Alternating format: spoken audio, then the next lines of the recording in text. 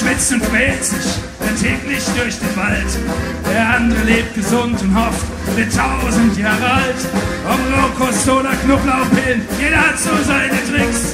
Das einzig Blöde nur daran, hilft alles leider nicht. Egal ob früher oder später, ob fit, gesund, egal. Jedem grab ich seine Grube hier, irgendwann einmal.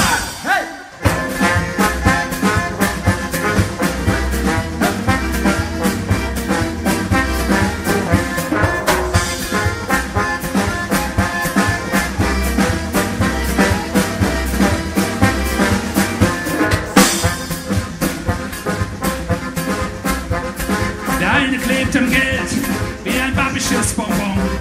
Der andere jagt nach dem Glück, wird nicht glücklicher davon.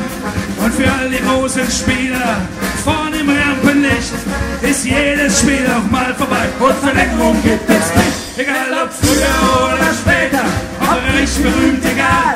Jede Straße endet hier, irgendwann einmal.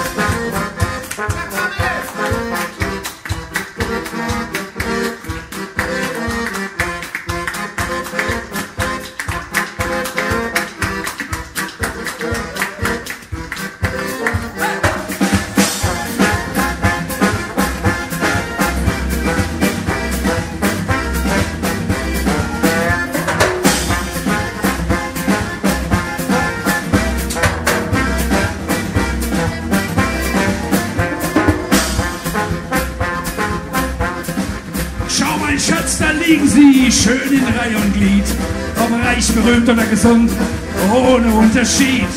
Und sie alle gaben alles im Kampf gegen den Rost.